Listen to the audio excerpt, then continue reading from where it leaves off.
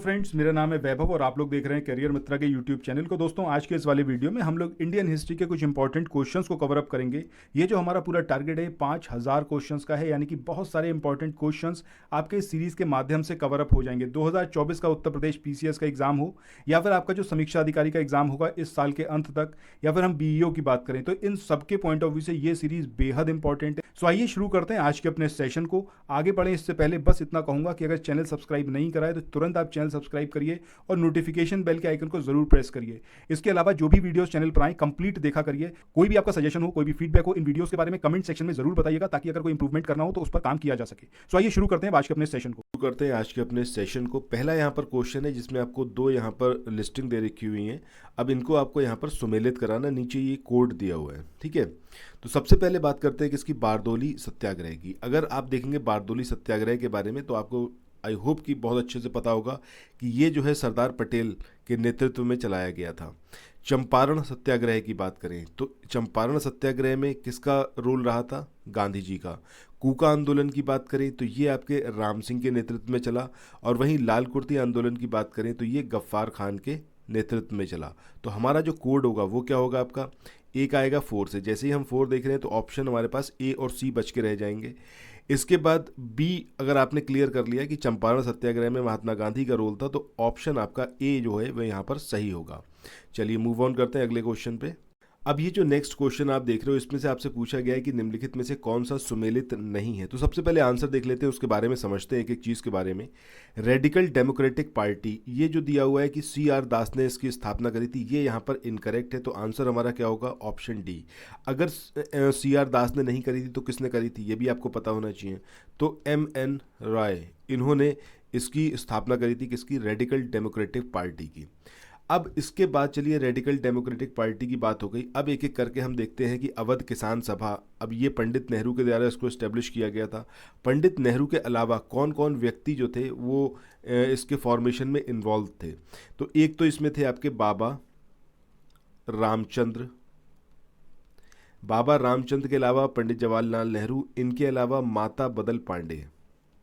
ये मैं इसलिए आपको यहाँ पर बता रहा हूँ कि एग्जामिनेशन में आपसे ये सारी चीज़ें पूछी जा सकती हैं, और पूछा जाता है जब क्वेश्चन थोड़ा टिपिकल आता है, चाहे आरओ की बात करें या बीईओ की या फिर पीसीएस की, तो आप ये सारी चीज़ें देखेंगे।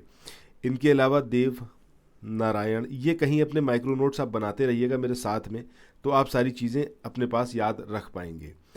इसके अलावा एक और व्यक्ति थे, इनका नाम था केदारनाथ।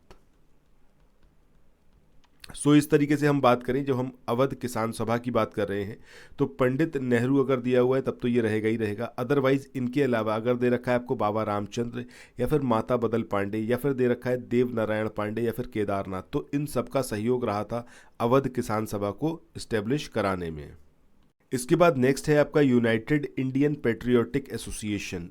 ये जो है इसका इस्टेब्लिशमेंट किसने करा था? सर सैयद अहमद खान ने। ये एकदम सही है।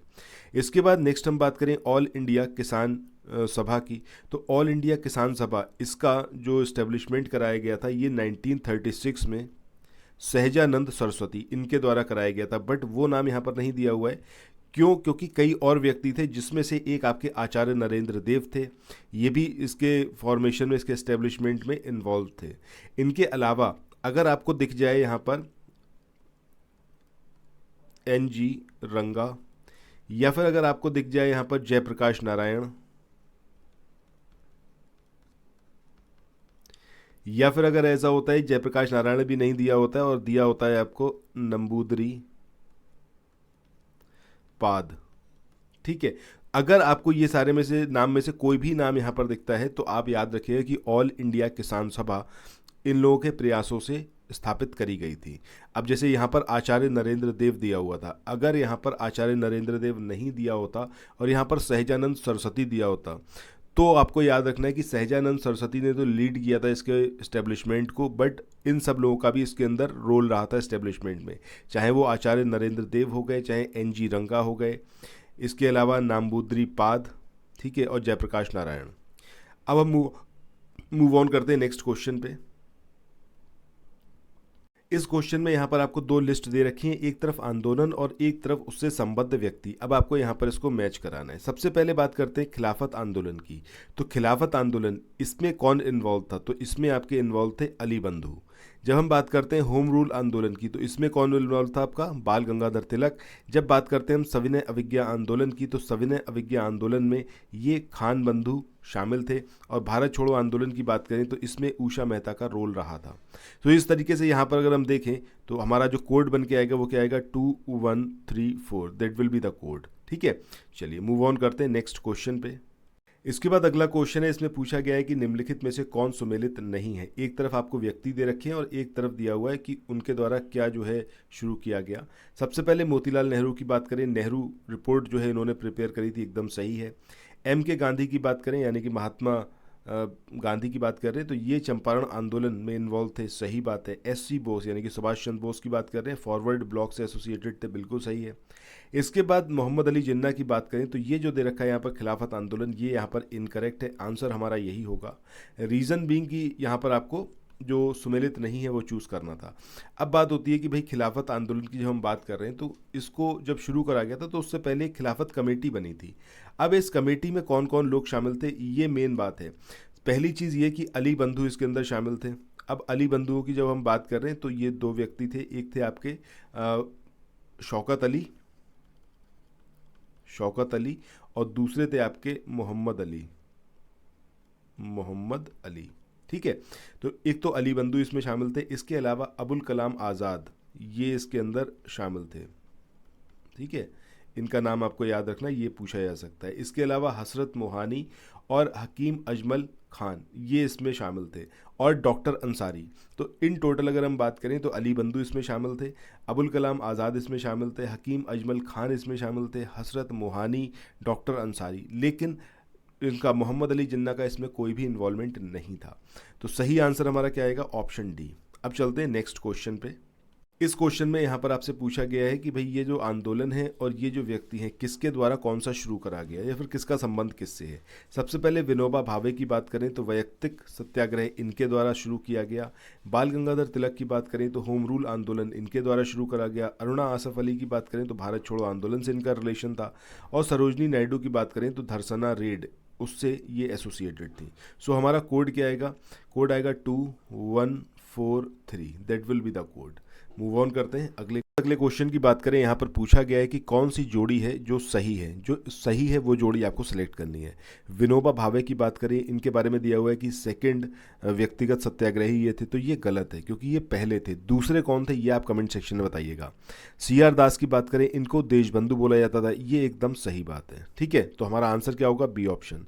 विलियम वेडरबर्न ये 1907 में कांग्रेस के सभापति बने, ये यहाँ पर इनकरेक्ट है। रीज़न बीइंग कि 1907 में रास बिहारी बोस थे, कांग्रेस के जो सेशन हुआ था उसकी अध्यक्षता उन्होंने करी थी।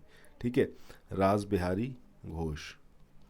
इसके बाद नेक्स्ट हम बात करें कि श्यामजी कृष्ण वर्मा, इन्होंने पेरिस में इंडिया हाउस, तो भैया इंडिया हाउस जो था वो पेरिस में नहीं हुआ था, उसकी स्थापना पेरिस में नहीं हुई थी, कहाँ हुई थी? लंदन में। तो इस तरीके से ये भी यहाँ पर इनकरेक्ट है। तो आंसर हमारा क्या होगा? Option B. इसके बाद चलते हैं नेक्स्ट क्वेश्चन की ओर। इसमें आपको दो लिस्ट दे रखी हैं और यहाँ पर इधर व्यक्ति दे रखे हैं, आपको इसको एसोसिएट करना है। सबसे पहले होम रूल आंदोलन की बात करें तो ये होम रूल आंदोलन किसके द्वारा स्टार्ट कराया गया? Annie Besant. ठीक है, बारदोली सत्याग्रह की बात करें, अच्छा यहाँ पर होम रूल आंदोलन की बात करें तो ये दो तरीके से, मतलब दो अलग अलग होम रूल आंदोलन चले। एक तो आपका एनी बेसेंट के द्वारा चलवाया गया था और दूसरा बाल गंगाधर तिलक। अब ज़रा कमेंट सेक्शन में ये बताना कि किसका होम रूल आंदोलन पहले शुरू हुआ था। इसके बाद बारदोली सत्याग्रह की बात करें तो ये तो इसमें कोई डाउट ही नहीं है, सरदार वल्लभ भाई पटेल। असहयोग आंदोलन की बात करें तो असहयोग आंदोलन, इसका रिलेशन किससे था? महात्मा गांधी से। आप सबको अच्छे से पता है। कब और क्यों इसको समाप्त किया गया ये कमेंट सेक्शन में बताइएगा। स्वराज पार्टी के निर्माण की बात करें तो CR दास, इनके द्वारा इसको इस्टेब्लिश किया गया था। तो हमारा जो कोड बन के आएगा वो क्या आएगा? A के साथ आएगा आपका 4, B के साथ आएगा 3, C के साथ आएगा 1 और D के साथ आएगा आपका 2। तो 4312 हमारा यहाँ पर कोड होगा। इसके बाद चलते हैं अगले क्वेश्चन पे। यहाँ पर आपको सुमेलित करना है, एक तरफ व्यक्ति दे रखे हैं और एक तरफ आंदोलन। सबसे पहले बात करते हैं महात्मा गांधी की। अब जैसे यहाँ पर आप देख रहे हो महात्मा गांधी का रिलेशन सीधे सीधे दांडी मार्च से आएगा, ठीक है, मतलब ए के साथ में 1 आएगा। जवाहरलाल नेहरू की बात करें तो जवाहरलाल नेहरू ये लाहौर कांग्रेस में पूर्ण स्वराज की मांग को लेकर इनका यहाँ पर जोड़ा बनेगा इससे 4 के साथ में। खान अब्दुल गफ्फार खान की बात करें तो लाल कुर्ती आंदोलन से ही एसोसिएटेड है, यानी कि सी के साथ आएगा 2। वल्लभ भाई पटेल की बात करें तो बारदोली सत्याग्रह, कई सारे क्वेश्चंस में अभी हम देख चुके हैं ऑलरेडी, तो क्या आएगा 3। तो कोड क्या होगा हमारा 1423।